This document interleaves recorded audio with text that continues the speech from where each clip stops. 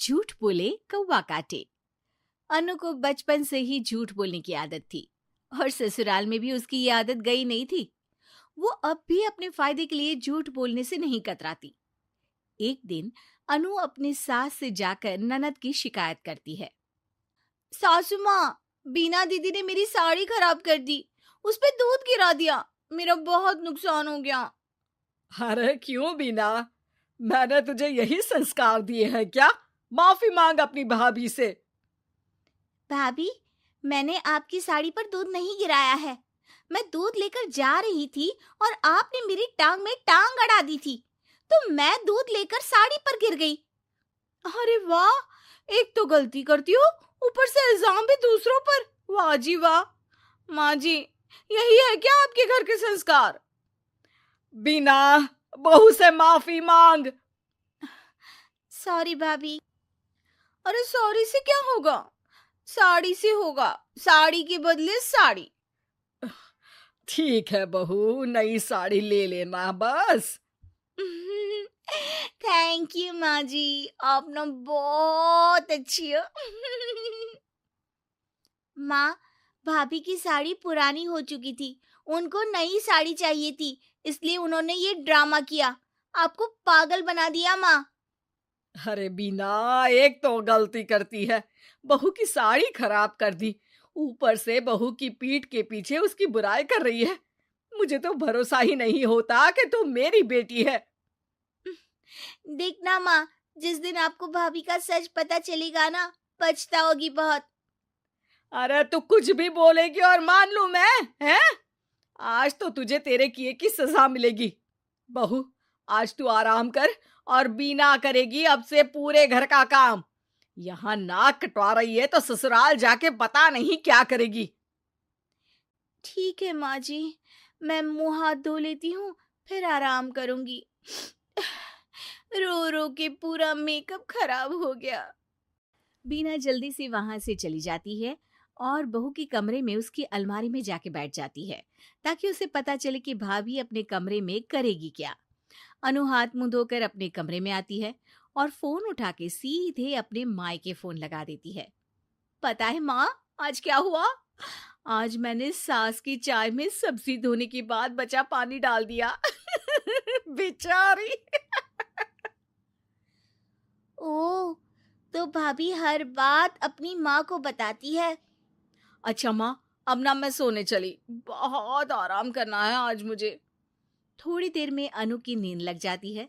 बीना उसका फोन उठाती है और फोन में कुछ करने लगती है, फिर वहां से चली जाती है। वो सीधे माँ के पास जाकर माँ के कान में कुछ कहती है। ठीक है, अब तू इतने यकीन से कह रही है तो ये भी कर लेती हूँ। पर भाभी पर तेरा शक गलत निकला ना तो बहुत बुरी सजा मिलेगी तुझे। ठीक है माँ, सच सामने लाकर ही रहूंगी, चाहे फिर सजा ही मिल जाए। अगले ही दिन काम को लेकर बीना और अनु में बहस हो जाती है।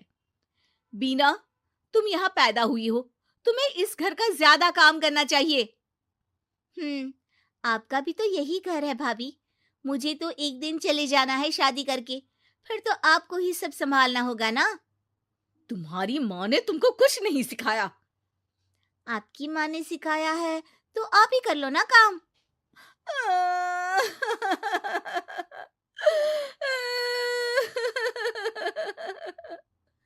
अरे, रो क्यों रही हो? भाभी चुप हो जाओ, मैं कर लूंगी सारे काम। मैं आपके आगे हाथ जोड़ती हूँ, पाँव पड़ती हूँ, प्लीज चुप हो जाओ भाभी। बीना अनु भाभी को चुप कराने के लिए उसके पाँव छू रही होती है। तभी अनु की रोती आवाज सुन के सास वहां आ जाती है। क्या हो रहा है यहाँ? माँ, बिना कुछ बताए इसके पहले ही अनु बोल पड़ती है। देखो ना, आपकी बेटी मेरे पाँव पकड़ के मुझे गिराने की कोशिश कर रही है।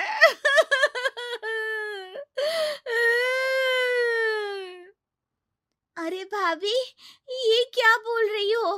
अरे चुप कर बीना, तूने तो बहू के सामने मेरी नाक ही कटवा दी। इसके मायके वालों को जब ये बात पता चलेगी तो क्या होगा? पर पर भाभी झूठ बोल रही है माँ। मैंने भी देखा, तू उसके पांव पकड़ रही थी। वो तो मैं पाँव पड़ रही थी ताकि भाभी चुप हो जाए। तू ना आज किचन में सोएगी और खाना भी नहीं मिलेगा तुझे। बहुत बदतमीज हो गई है। अनु को लग रहा था कि उसका झूठ सफल रहा, लेकिन बीना का प्लान काफी हद तक आगे बढ़ रहा था।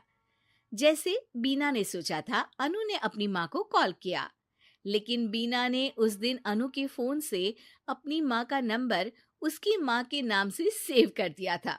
बस फोन चालू होते ही अनु ने सच उगलना शुरू कर दिया। वो बेचारी तो मेरे पाँव छू रही थी, लेकिन मैंने बोल दिया कि पाँव पकड़ के गिरा रही है। और मेरी बेवकूफ सास मान भी गई। हाँ हाँ, सास तेरी बेवकूफ तो है जो तेरी बातों में आती रही। माँ जी, आप वहाँ इतनी जल्दी मेरे मायके कैसे पहुंच गई? बीना और सास अनु के कमरे में आके उसे अपना प्लान बता देती हैं कि कैसे उन्होंने बीना के झूठ को पकड़ लिया। इस बार अनु सास के पांव पकड़ लेती है और माफी मांगती है। ए, पाँव छोड़, मुझे गिराएगी क्या?